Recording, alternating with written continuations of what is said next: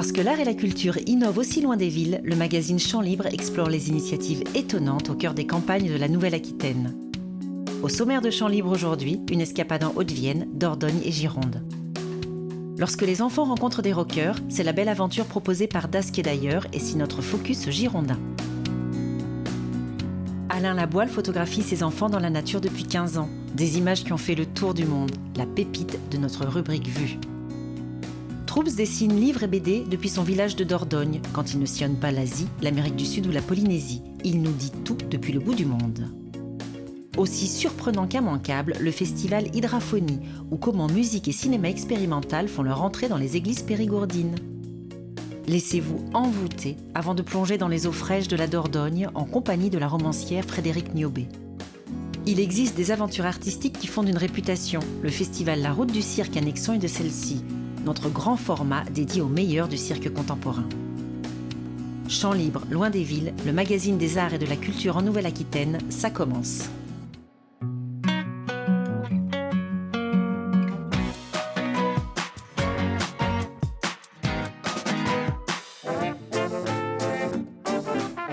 Dasque d'ailleurs, installé dans un petit village de Gironde, a fait de la vidéo un outil de création et d'éducation. Depuis quelques années, ils se sont ouverts à la musique en proposant à une douzaine d'enfants de passer une partie de leurs vacances à composer des chansons et à en réaliser le clip. Cette colo qu'on organise depuis 2 ans, c'est le prolongement d'activités qu'on mène déjà toute l'année, à savoir qu'on accueille et on se déplace beaucoup à la rencontre de groupes d'enfants de tous âges pour travailler avec eux sous forme d'ateliers socioculturels autour des outils audiovisuels, du récit, raconter des histoires. Depuis un moment, on s'était dit qu'on pouvait proposer une colo, et c'est là où la rencontre avec l'accordeur s'est faite. Ils sont pas très loin de chez nous, on est aussi en milieu rural, on partage pas mal de valeurs. On est dans une commune qui est Saint-Denis-de-Pile, qui est une commune qui est assez remarquable par plein d'aspects de sa politique jeunesse et de sa politique culturelle. Et donc ça avait vraiment du sens qu'on propose et qu'on s'associe. Pour leurs ateliers, les enfants sont rejoints par les chanteurs de 2 groupes emblématiques de la scène rock indépendante, les Hurlements de Léo et les Ogres de Barbac. Ils délaissent leur impressionnante tournée des festivals d'été pour encadrer ces jeunes pousses. Un engagement artistique autant que social. Moi j'ai toujours travaillé, avant d'être musicien et de gagner ma vie en tant que musicien, j'ai travaillé dans l'éducation populaire. Et il y a 2 ans, avec Olivier Dasque et d'ailleurs, on a commencé à parler de ce projet de colonie de vacances, de camp de vacances autour de la musique et de la vidéo. Dans notre travail de cinéaste un peu collectif, qui est Dasque et d'ailleurs, on rencontre de plus en plus d'artistes qui partagent cette aspiration-là. Cette aspiration à échanger dans la simplicité avec des personnes vivantes autour d'eux.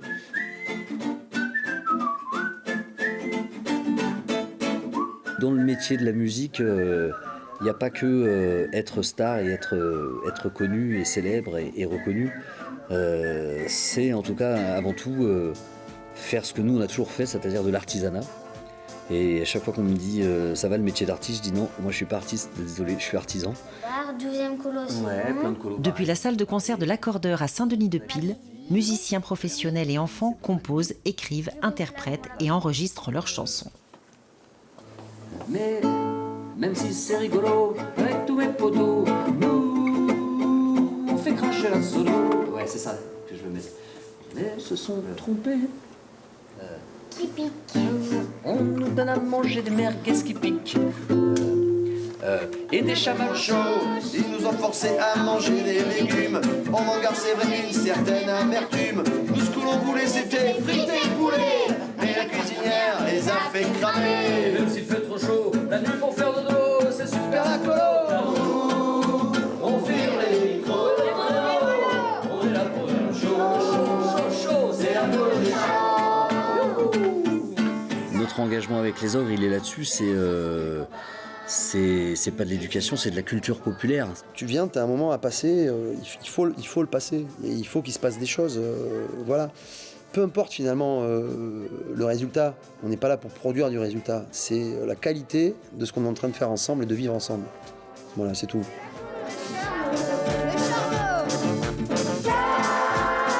C'est la chanson des copains. Et si toi tu nous rejoins,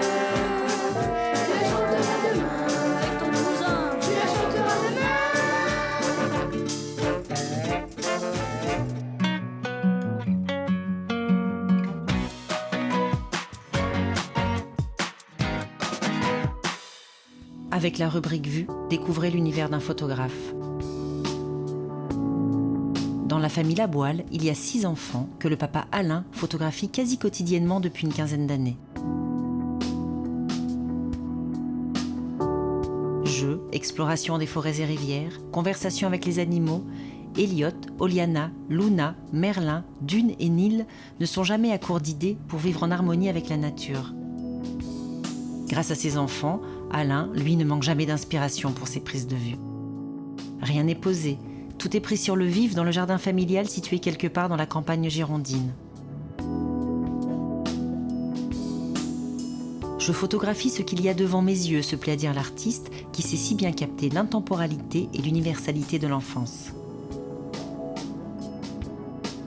Postées sur les réseaux sociaux, les images de son album d'une vie au bord du monde ont très vite connu un immense succès. Aujourd'hui, Alain et sa famille voyagent à travers le monde grâce à leurs photos. Et si Alain Laboile aime s'immerger dans les mégapoles, c'est dans sa campagne, en compagnie de sa joyeuse tribu, qu'il puise, encore et toujours, l'inspiration.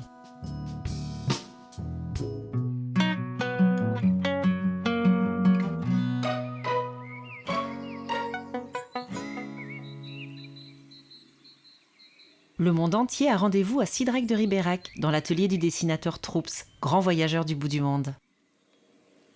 Je fais surtout de la bande dessinée de reportage, en fait, autobiographique, en tout cas où je parle de mes expériences et des choses comme ça. Donc j'ai toujours fait ça, de parler de ce qui se passe à la campagne, par exemple, autour de chez moi. Puis j'ai agrandi le cercle. Et puis maintenant, comme ça fait 20 ans que je fais ça, je vais loin. Je pars 2-3 mois, je prends des notes, j'ai des notes écrites, des notes dessinées, et puis après je rentre avec ce matériel chez moi et puis je dessine tout ça, quoi. J'étais à peu près sur tous les continents. Je sais pas, la dernière fois j'étais au Liban, avant j'étais au Laos, j'étais en Afrique aussi, là, j'étais en Amérique, j'étais en Colombie, au Mexique, en Asie aussi pas mal. Le dernier bouquin, c'est un bouquin sur le Laos que j'ai fait en collaboration avec Nicolas Dumonteil, un collègue bordelais. On a fait un truc sur les éléphants au Laos qui sont en voie de disparition. Voilà. Avant ça, j'ai fait un petit truc sur le Quercy, en fait. C'est un autre voyage, pas très loin de chez moi, mais c'est carrément différent. Il y en a un qui c'est sur le Turkménistan, que j'ai fait il y a quelques années, en Asie centrale. J'en ai fait un autre avec Benjamin Flao dans les Tuamotu. C'est un archipel au-dessus de Tahiti. Plus ça va et plus je voyage dans des petites communautés, en fait, dans des petits endroits, des petits trucs. J'essaie de sélectionner des choses comme ça.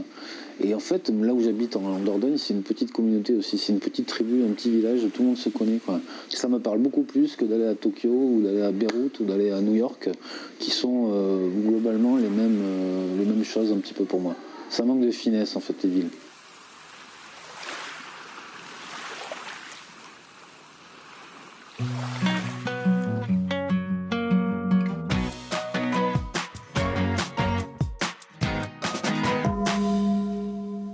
Avec Hydraphonie, musique et cinéma expérimental font leur entrée dans les églises périgourdines, comme ici à Saint-Cyprien en Dordogne. Une expérience envoûtante rare. Hydraphonie, c'est une idée en mouvement. Et on en a terriblement besoin de transcender les frontières, de sortir un petit peu des cadres et d'avoir un peu plus de liens, de communication, de moments de réunion aussi, de partage, dans des lieux magnifiques qui sont juste à côté de chez nous, des lieux du patrimoine, avec des artistes qui tout d'un coup vont leur donner une résonance, vont leur donner vraiment un corps. On a invité le groupe SAD, un duo de Toulouse, de musique électronique, qui aussi expérimente des territoires sonores, disons avec des nappes. C'est pas forcément juste avec du rythme binaire. Et je trouvais que les invités dans ce lieu, c'était vraiment cohérent. Ce concert, c'était un live improvisé. Donc comme on a l'habitude de faire, en fait, ou on pourrait dire semi-improvisé, mais avec en tout cas une grande part de liberté. Moi j'aime bien dire que c'est une musique contemplative. Il y a un côté anti-fête dans le sens où c'est une musique qui demande plutôt de s'écouter intérieurement.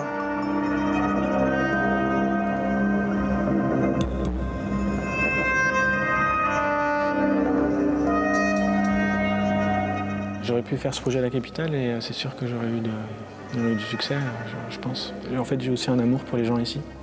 Je trouve qu'ils méritent qu'on amène ces choses-là pour eux et qu'on les laisse pas tomber un petit peu.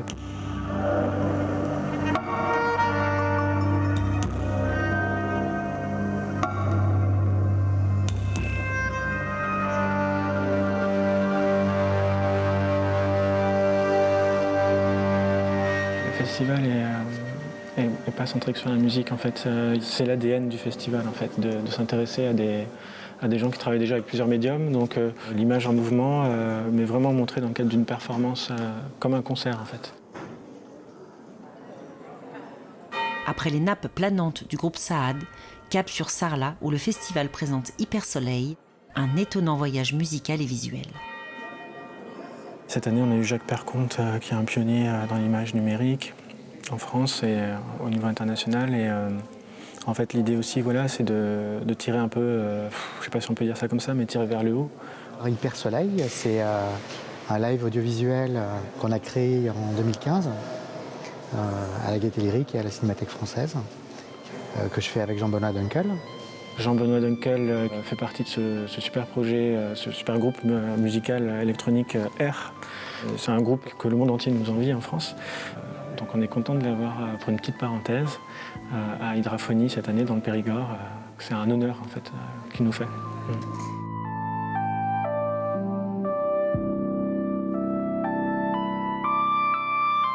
C'est un lieu spirituel, donc déjà ça influe une certaine musique, un certain style musical. Là ce soir, je savais qu'il y avait beaucoup de reverb et que c'était une cathédrale, donc j'ai plutôt improvisé des accords, des belles harmonies, des choses calmes. Et j'ai essayé de jouer aussi musicalement avec cette résonance qui est omniprésente, qui est très très belle d'ailleurs.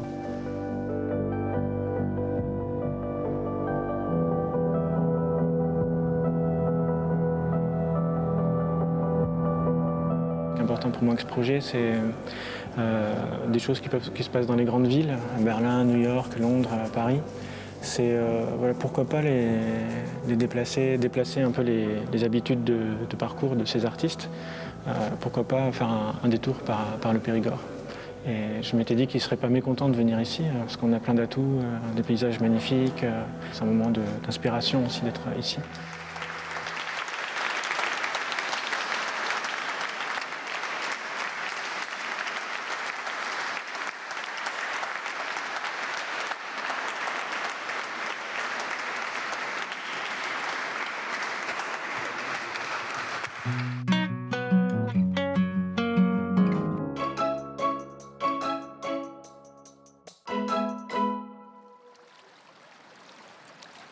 Rosa part vers la grande route, celle qui sort du village. Marche, jusqu'à se retrouver devant la Dordogne. C'est vraiment une grande rivière. Elle passe les ponts, même le vieux métallique qui ne sert plus à rien. Là, personne. Ça lui ferait du bien d'être dans cette eau. Après tout, qu'est-ce qui l'en empêche? Rosa pose son sac de cours. Elle enlève chaussures, chaussettes, jeans. Elle descend doucement dans la rivière. C'est profond jusqu'au slip. Elle enlève le t-shirt, le lance sur l'herbe, entre dans l'eau jusqu'aux épaules. Pas question d'être emportée.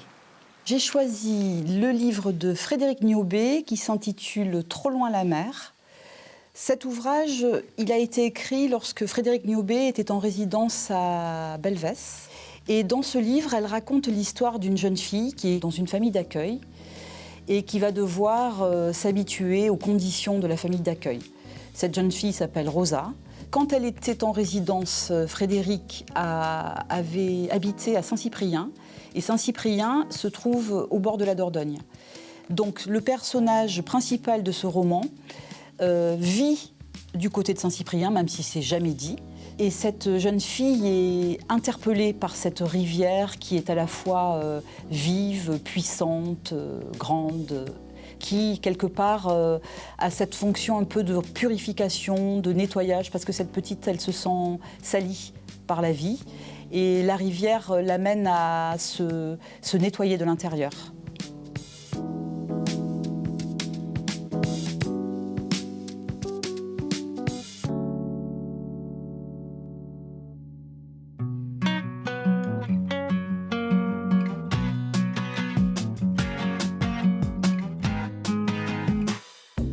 À Nexon, le terreau est à ce point fertile que les chapiteaux poussent comme des champignons et que nombreux sont les artistes de cirque à venir semer leurs graines. Toute l'année, c'est sous le chapiteau permanent du Pôle national des arts du cirque qu'ils travaillent. L'été, les vertes esplanades se couvrent de spectacles pour l'un des festivals les plus excitants du moment, la Route du Cirque. Du cirque, oui, mais avec un S. Bernard Kudlat, le fondateur du Cirque Plume, a un jour très joliment répondu à quelqu'un à la boulangerie de Nexon qui lui disait ah oui, mais ici on a écrit le cirque avec un S. Et Bernard Kudlat lui dit ah oui, ici on a remplacé le C du cirque par S du cirque. C'est vraiment une explication que je trouve assez chouette parce que, en quelque sorte, c'est quand même souvent une question qui revient chez le public quand il voit du cirque contemporain. Est-ce que c'est du cirque encore? Bonne question.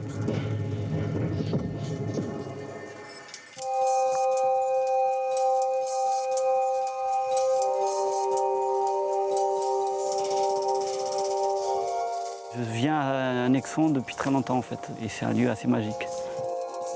Et quand on est artiste et qu'on est en quête d'inspiration, c'est plutôt un lieu inspirant et qui va dans le sens de la création.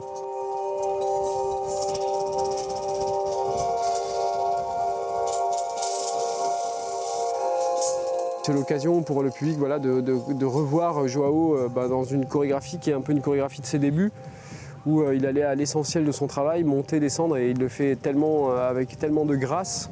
Placé dans le jardin d'essence, voilà, c'était une pièce parfaite. Et pour moi, c'est hyper important de proposer des œuvres et des artistes qui vraiment sont à la hauteur de ce cadre. J'ai beaucoup aimé le spectacle, j'ai trouvé ça très aérien. Et en même temps, il y avait quand même forcément une prouesse physique. Et c'était cette alliance de légèreté, de muscles en même temps, et voilà, de poésie avec plein d'images qui nous met en tête. C'est pas parce qu'on habite en Limousin et que c'est peut-être moins valorisé que le reste que ça ne vaut pas la peine, et que c'est pas pour ça qu'on n'a pas le droit d'avoir de très beaux spectacles et de profiter de l'art en général. Le pôle cirque à Nexon, c'est une maison des artistes pour moi. C'est un lieu qui est destiné à accueillir les artistes, les auteurs de cirque contemporains, pour qu'ils travaillent, pour qu'ils cherchent, pour qu'ils créent. Et c'est un lieu qui, tous les ans, organise une fête, le festival.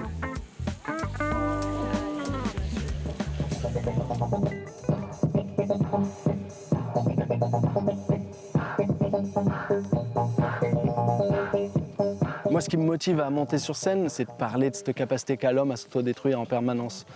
Mais c'est très instinctif, en fait. Je pense que ça fait depuis l'école que je bricole avec des bouts de bois, par pulsion physique, et puis aussi un petit peu intellectuelle, parce que je me suis toujours dit que c'était très bête de monter sur une poutre là-haut, et ça pouvait raconter le monde à un endroit, moi, qui me plaît, où l'homme fait des choses vraiment sublimes, mais où en même temps, ce qu'il fabrique le conduit aussi à sa perte, quoi.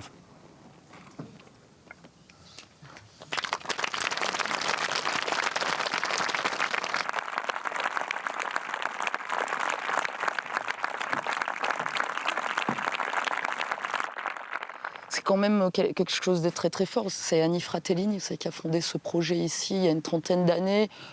Très rapidement, elle est arrivée ici, si vous voulez, elle avait commencé sur Paris à ouvrir l'enseignement du cirque en deçà des familles de cirque, parce qu'elle se disait dans les années 70 que le cirque allait crever si on ne l'ouvrait pas au-delà des familles.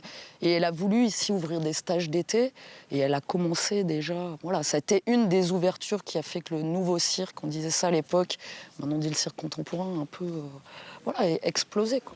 Je suis né plutôt dans l'urbain. J'ai eu accès à l'art par le milieu urbain. C'est vrai que l'art est très présent dans la cité, parce que c'est là où les hommes sont réunis, et l'art, c'est une construction de l'homme. Mais moi, ça m'excite énormément, ça m'enchante, je dirais presque, d'être dans ce rapport-là, où dans un monde rural, je tente d'amener une goutte de cultures urbaines. Et puis, les ruraux qui vivent ici, il n'y a aucune raison qu'ils n'aient pas accès non plus, chez eux, à un travail artistique de pointe, avant-gardiste, moderne.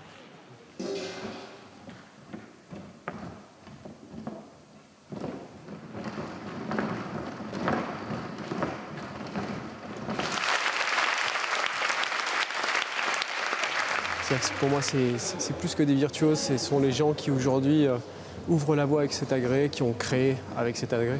C'est assez rare des gens qui créent encore avec les agrès.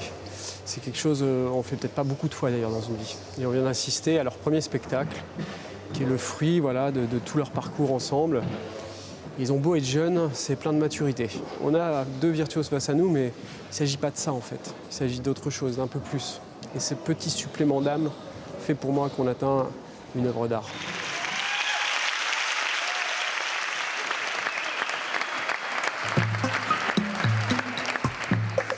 Le cirque avec un S, c'est un anagramme du mot risque. Et c'est une façon de concevoir le rapport à l'art de façon très, très populaire, donc liée au jeu. Et il y a une scission qui se fait entre 2 formes de cirque aujourd'hui. Une qui pourrait être une forme de cirque d'art et d'essai, et puis une forme de cirque qui est plus liée à une relation industrielle au spectacle vivant. Multiplex, pirouette.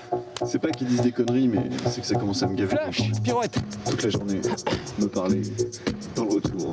Dans le retour, là, il est là, il m'entend, il me parle, il est là. Franchement, vu la place que ça prend rapporté au service que ça rend, il y a quand même un problème, non? Ces lieux au départ, ils étaient à nous, c'était un bien public, c'était un bien commun. Avant que ça s'appelle les cathédrales c'était des sortes de salles des fêtes améliorées, ça nous appartenait. Il y a juste un imbécile qui a eu la brillante idée d'y accrocher un type en panne qui perd son sang en nous regardant avec ses yeux de labrador abandonné sur la départementale. Tous les dimanches matins, tu parles d'un spectacle. Pour les familles. Merci. Martin m'a énormément raconté tous les jours des histoires de cirque traditionnel. Un certain cirque traditionnel. Je me suis beaucoup documenté, j'ai lu, et puis ces conversations ont nourri l'écriture du texte, qui est un peu un texte composite où il y a plusieurs mouvements. Et Martin, lui, a amené une pratique du jonglage qui est fortement marquée par l'improvisation. D'ailleurs, tous les soirs, ça change. On a réussi, je pense, à affirmer voilà, que le cirque est engagé, est encore engagé. Chose qui n'est pas évidente parce que le cirque, c'est un rapport populaire. Et le problème, c'est qu'il peut trop vite tomber dans le populisme. Moscou, la Chine, le Vietnam. La genre du cirque, c'est le cabaret allemand dans les années 30. En 1936, un jeune jongleur extraordinaire qui s'appelait Francis Brune est venu jouer au Wintergarten devant un jeune dirigeant allemand, appelons-le Adolphe. Dans les loges, ambiance, Adolphe, il a adoré.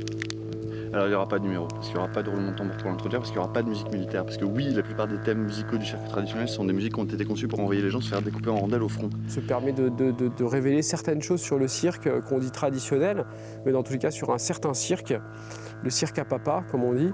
Et je suis assez content de faire entendre cette chose-là, même si certains trouvent qu'on est un peu dur. Je peux tout prouver. Tout ce qu'on dit, je peux le prouver. Tout est vrai dans le spectacle, tout ce qui est dit est vrai. Parce qu'on croit qu'on est sorti du bois, que c'est bon, qu'on est dans le dépassement, dans la modernité, qu'il y a un nouveau cirque, comme il y a des musiques nouvelles, comme il y a un nouveau théâtre. Mais Nakache, il est là, le cirque à papa, il revient, tranquillement, il prend des parts de marché, gentiment, il est juste pas chez Césara pour se faire rhabiller. Il a juste changé de gueule. Si le cirque devient une industrie culturelle comme les autres, on est mal barré. Aujourd'hui, en France, plusieurs grands patrons de cirque traditionnel sont proches des mouvances nationalistes. Alors le jour où le Front National prend le pouvoir, le jour où le Front National construit une politique culturelle, on peut être certain que les chapiteaux bleu, blanc, rouge pousseront comme des champignons malades dans nos villages de schtroumpfs xénophobes, où les clowns parlent provençal, breton ou occitan, et que les panthères bouffont des migrants au petit-déj.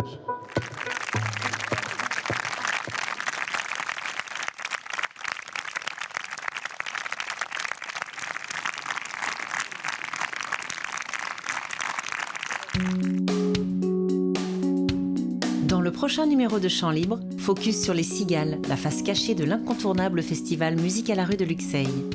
Entre magie du détail et composition insolite, Jean-Luc Chapin photographie la forêt des Landes depuis de longues années, à découvrir dans notre rubrique Vue. Rendez-vous au bout du monde avec les éditions Gaïa, grand spécialiste des littératures du Grand Nord. Du rock progressif et de la musique aux racines gasconnes, c'est le grand écart réussi du groupe Artus. Dans la rubrique Lue, la saga d'anticipation 100% basque de Martine Boucher. Les habitants de la Bastide-Clérance mobilisés autour de la compagnie Lagoune Arte pour que vive la création artistique. Un grand format aussi émouvant qu'enthousiasmant. Chant Libre, loin des villes, le magazine des arts et de la culture en Nouvelle-Aquitaine.